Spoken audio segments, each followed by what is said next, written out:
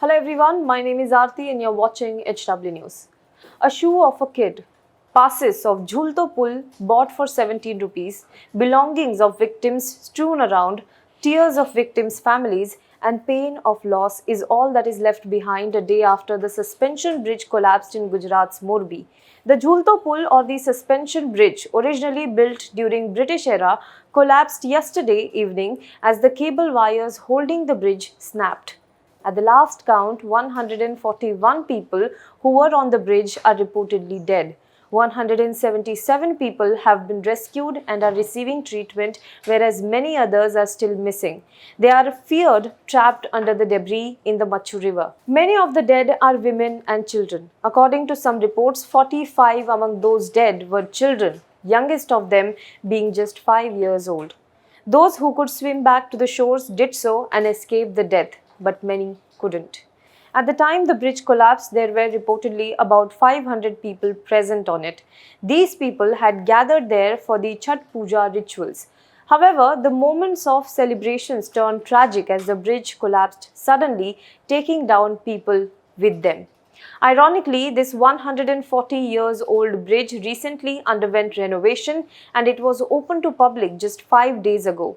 And within a week of the renovation, the bridge collapsed like a pack of cards, killing 141 innocent people.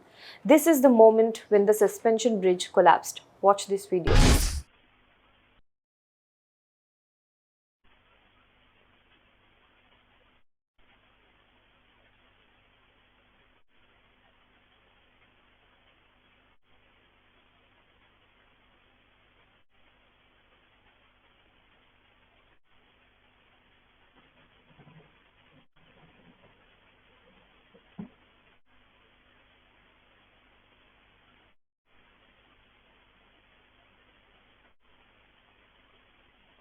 With 141 casualties, the Morbi Bridge Collapse tragedy is the biggest mishap in the recent times. While we mourn for the victims of the tragedy and hope the injured are receiving treatment, seeking accountability is equally important.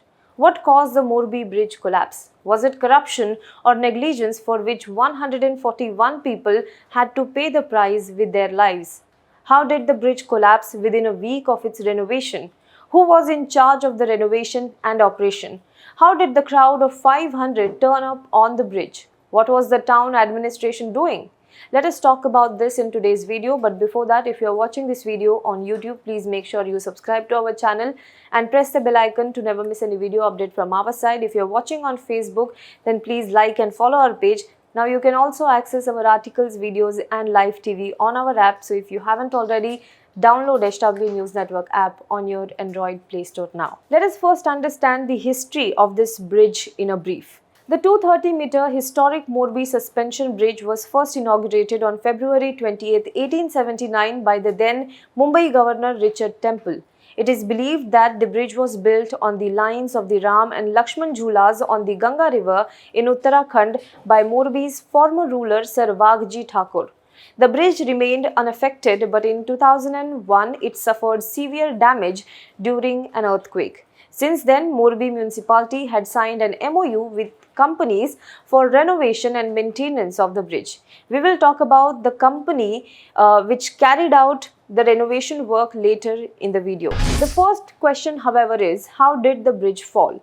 After the tragedy, several videos of the incident went viral on social media. In those videos, one can see that there was a huge crowd on the suspension bridge. So it is believed that the bridge could not take the weight of 500 people and then it collapsed. Some of the eyewitnesses also claim that few people present on the bridge were trying to shake it.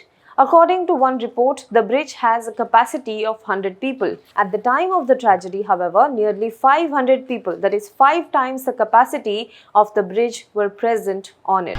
So the second question, how did 500 people turn up at the bridge? According to reports, when the bridge was reopened after renovation 5 days before the tragedy, tickets were sold for 17 rupees to people for the visit. Since the company knew of the capacity, why were more than 100 people allowed on the bridge? Wasn't there any authority monitoring the crowd? There was a lot of crowd on the bridge due to the holiday on Sunday. The administration and the company managing the bridge was selling tickets to the people, but they had no arrangement to control the crowd.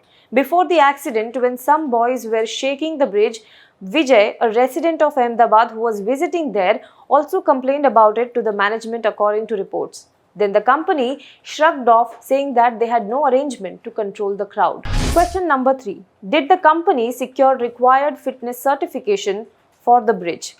According to reports, the repair and renovation work tender for the bridge was given to Oreva company. The bridge was shut for public for the last 7 months and it was opened on the occasion of Gujarati New Year. So there is a valid question of what exactly the company did as a renovation work. Was the work up to the standards even? Did the company even secure a fitness certificate? Sandeep Singh, the chief officer of the Morbi municipality, said that the bridge was opened for public without informing it to the local body and that the company had not even secured fitness certificate for the same. If so, then what was the local administration doing? That is the fourth question. Even if Mr. Sandeep is blaming the company for the mishap, fingers are also being pointed at the local administration. The bridge was operational for 5 days before the tragedy hit. If it was opened without fitness certificate, then what was the local administration doing? Why did it not fine the company or shut the bridge immediately? Now, fifth question. Was the company that carried out the renovation work had experience in the domain? The responsibility of the maintenance of this British-era bridge built on Morbi River is currently with Odhavji Patel-owned Oreva Group. Earlier, the entire maintenance of this bridge was under the municipal corporation. Later, a trust was formed for this. The same trust had signed an agreement with the Oreva company for some time for its reconstruction and maintenance through a tender. After which, this group took all the responsibility like maintenance, cleaning, security and toll collection of this bridge for 15 years from March 2022 to March 2037. The bridge was renovated at a cost of 2 crore rupees. However, according to information, the company is known for its specialization in CFL bulbs, wall clocks and e-bikes. It is popularly known for its Ajanta and Orpat clock brands. Ajanta Group manufactures home and electrical appliances, electric lamps, calculators, ceramic products and e-bikes. But there is no mention either on its website or in popular knowledge about anything that would remotely relate to the company's experience in the construction industry. Thus, the question is, how did a company with no experience was given a tender for the repair work? A Gujarat Tak report, however, says that the company had bid for higher value than another company for the project. The DM of Morbi also opposed it, but a call came from Gandhinagar and they had to award the contract to Oreva. Again, this is based on the report by Gujarat Tak. So was it the weight and the crowd that led to the bridge collapse in Morbi, or was it also the possible corruption, favoritism, profiteering and grave negligence on the part of the administration that caused this tragedy, resulting in 141 people, including 45 children, losing their lives for no reason? Do let us know what you think about this in the comment box below. For more news and updates, you can log on to www.hwnews.in. Now be the first to know about the latest updates on our new news app. Go on your Android or iOS, search for HW News Network.